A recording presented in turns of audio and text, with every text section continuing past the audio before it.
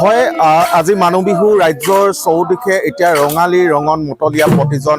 অসমীয়া আৰু সকলোৱে নিজ নিজ পৰম্পৰা ৰক্ষাৰে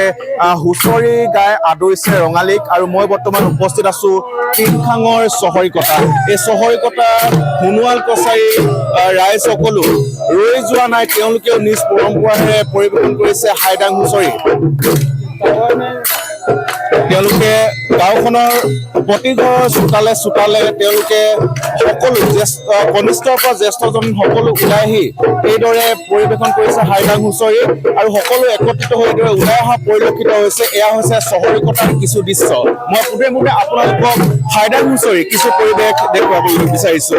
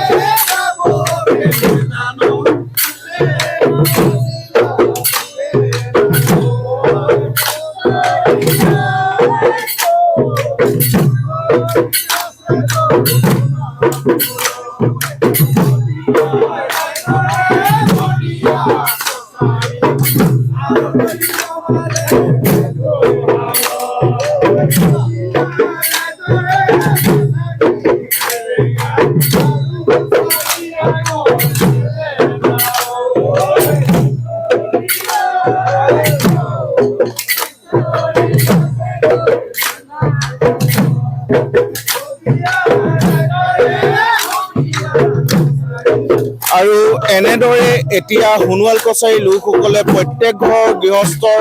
ঘৰে ঘৰে গৈ চোতালে চোতালে গৈ এইদৰে এতিয়া হাইদাং হুঁচৰি পৰিৱেশন কৰিছে আৰু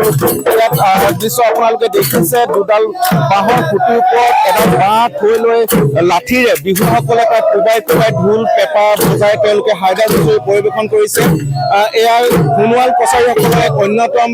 পৰম্পৰা সংস্কৃতি এই হাইদাং হুঁচৰি আৰু মোৰ সৈতে যিহেতু ইয়াৰ জ্যেষ্ঠসকল আছে মই পোনে আপোনাৰ ওচৰত আহিছো যিহেতু এইখন হ'ল টিংখাঙৰ চহৰিকটা গাঁও ইয়াতো সোণোৱাল কছাৰী লোকসকলে হাইদাং হুঁচৰি পৰিৱেশন কৰিছে গৃহস্থৰ চোতালে চোতালে হয় আমাৰ পৰম্পৰাগত ৰীতি নীতিয়ে চহৰিকটা গাঁৱত প্ৰত্যেকবাৰে সোণোৱাল কছাৰী যি আমাৰ হাইদাং হুঁচৰি পৰিৱেশন কৰা হয় প্ৰত্যেক ঘৰ চোতালতে ই এটা আমাৰ জাতিৰ কাৰণে আমাৰ আগবাঢ়ি যোৱাৰ ক্ষেত্ৰত সাহস প্ৰেৰণা আৰু উঠি অহা নৱপ্ৰজন্মৰ কাৰণে এটা মাইলৰ খুঁটিস্বৰূপ আমি ক'ব পাৰোঁ আমাৰ এই বাঁহডাল আপোনালোকে দেখিছে বাঁহডাল আপোনালোকে সতী আৰু মহাদেৱৰ কাহিনীটো জানে বাঁহডাল আমি ব্যৱহাৰ কৰোঁ সতী অস্থি হিচাপে আৰু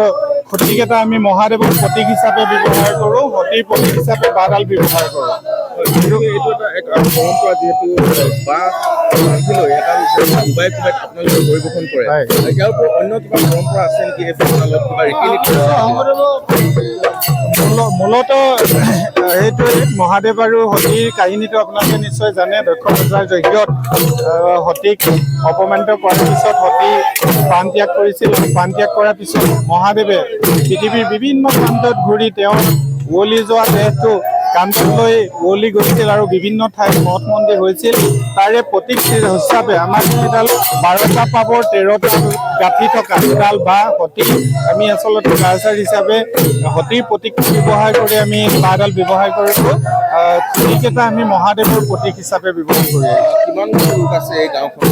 বৰ্তমান আমাৰ 145 ঘৰ মানুহ আছে আৰু 145 ঘৰত আমি প্ৰত্যেকৰ ঘৰতে চোতালত গৈ আমি সোণোৱালৰ পৰম্পৰাৰে আমি বিহুখিনি উদযাপন কৰোঁ হয় এয়া আছিল সোণোৱাল কছাৰীসকলৰ পৰম্পৰা অন্যতম তেওঁলোকৰ হাইদাং হুঁচৰি আৰু তেওঁলোকে এতিয়া এই চহৰিকটা অঞ্চলৰ প্ৰত্যেক ঘৰৰ গৃহস্থৰ চোতালে চোতালে গৈ পৰিৱেশন কৰিব এই হাইদাং হুঁচৰি আৰু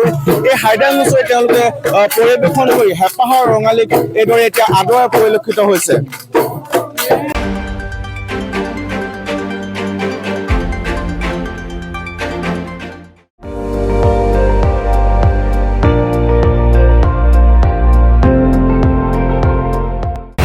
আপুনি চাই আছে ND24 সৰ্বশ্ৰেষ্ঠ নহয় সৰ্বোত্তমৰ দৌৰত